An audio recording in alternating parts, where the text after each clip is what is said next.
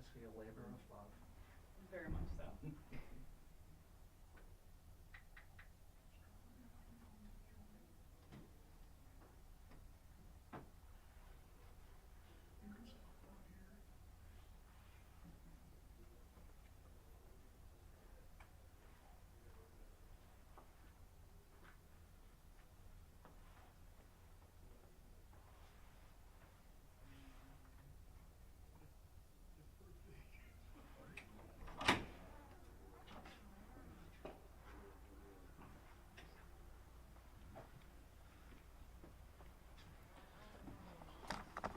Try not to knock these mics off. We'll leave that open. All right, good afternoon. Are we ready to go? All right, good afternoon. I'm Interim Chief of Police Wayne Bewley. Thank you for coming this afternoon to our press conference to discuss the homicides in our city this year.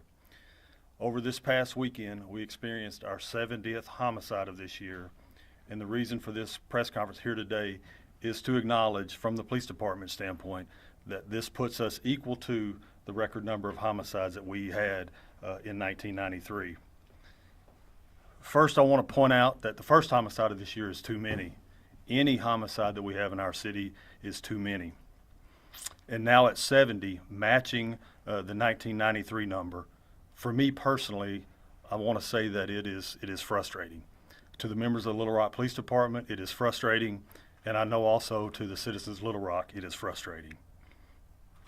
In 1993, as mentioned, was our record year. We actually reported 76 homicides in that year. The final number ultimately reported to the FBI was 70 criminal homicides. The decrease was due to some of the investigative files being ruled as justifiable after review by the Pulaski County Prosecuting Attorney's Office, and these cases were removed from the total.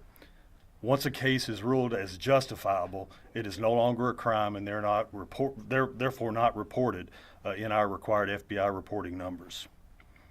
In 2022, so far this year, we have 70 homicides, as mentioned. Within these numbers, detectives also have 7 files that are currently at the Pulaski County Prosecuting Attorney's Office for review. At this point, these cases are still under review. We do not yet know what the outcome of these investigative files will be, but it is very likely some of these may very well be ruled justifiable, just as they were in 1993. From our department standpoint, we continue our efforts to address violent crime. We have our crime analysts that work throughout our department that compile data and provide to us, the command staff, members of the organization, that helps us direct patrols to the areas that the numbers are telling us to be. In other words, targeted patrols. We also continue to utilize CompStat, which everyone recognizes as kind of a national standard for police departments to help judge themselves, their checks and balances, if you will. In other words, it allows us the opportunity to view the data, put a plan in place to address what the trends are showing, and then determine what the outcome of our response is. And then that repeats itself on a regular basis, so we're never locked into any particular trend that we're seeing. Additionally, something that's relatively new over the last year is every Tuesday, members of our department in the Major Crimes Division as well as the Special Investigations Division hosts an intelligence briefing. This meeting is attended by all of the command staff within our department. The purpose of this meeting is for us to take a look at the previous weekend's violent crime. Puts every member of the command staff at the table. It allows us to take a look at what we're seeing, have open discussions among command staff, have input from every section of the department, determine if there's anything that we're seeing that we can intervene in or anything additional on top of CompStat that we need to be doing and adjust to move forward to address the violent crime. From the investigative side, I can't say enough about our homicide detectives. Our homicide detectives continue to work hard and investigate our homicides in our city. Out of the 70 this year, our detectives have solved 46 of our homicides, bringing closures to the victims' families and bringing criminal charges to those that are responsible for these crimes. The clearance rate for our detectives continues to be above the national average, and at this point our clearance rate is 65.71% so far this year. Again, one homicide is too many, but the work and effort of these detectives are doing at least their part to try to bring closure and hold people accountable. Now to the most important message for being here today. We still have 17 homicides that are unsolved this year. Our investigators, as mentioned, are doing a tremendous job, but we need people's help in the community to help stop this senseless loss of life within our city. We need to come together, let everyone know that the killing is not and will never be okay. And that's not just for our city, but that's anywhere.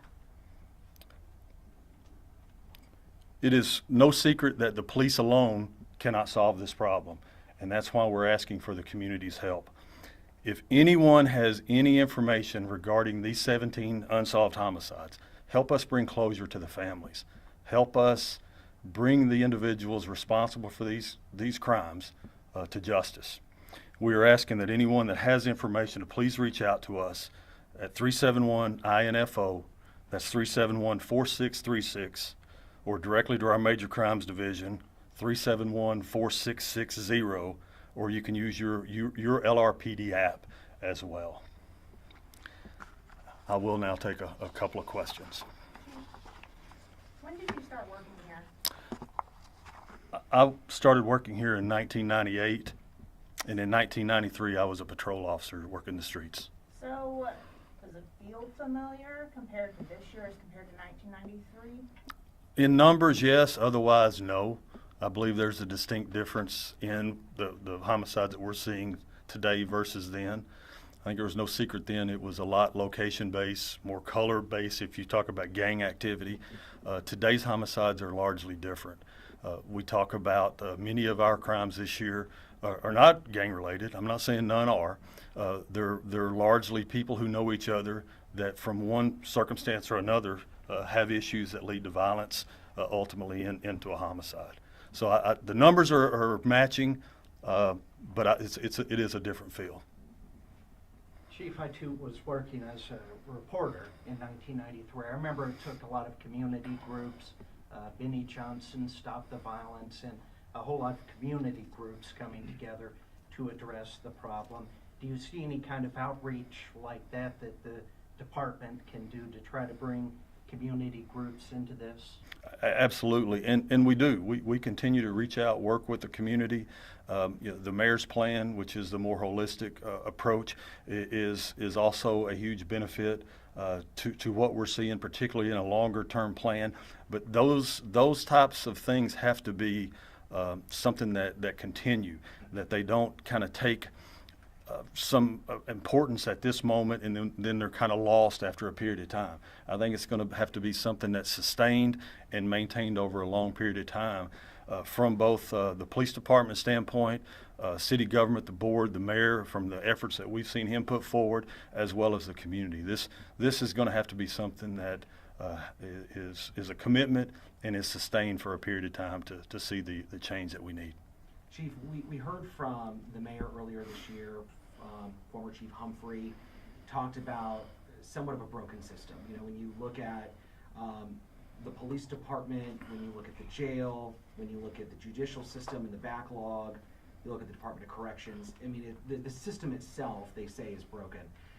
I know that there were some steps earlier this year, according to Humphrey, to reach out to judges, Department of Corrections, the system as a whole. Have those conversations happened?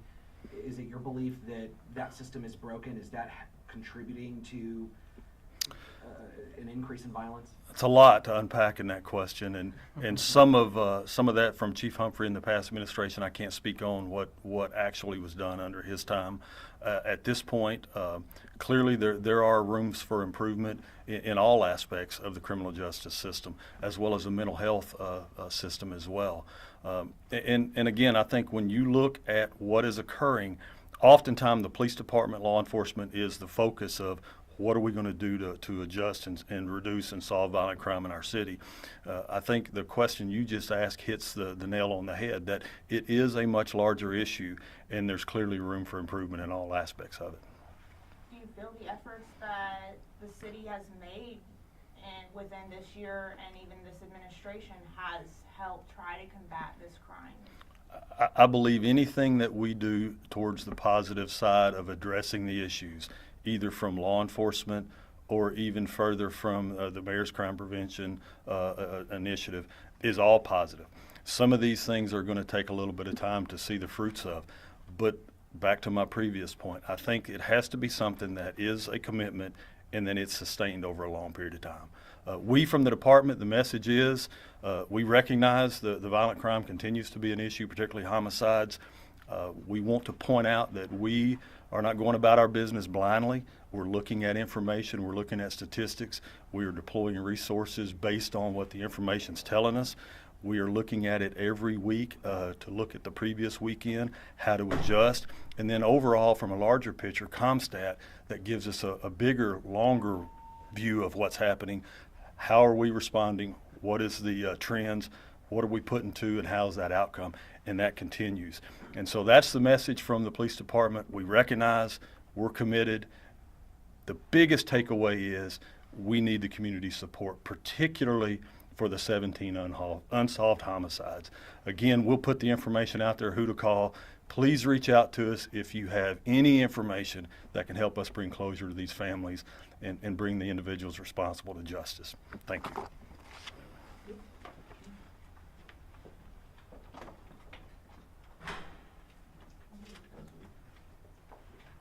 Do we shot?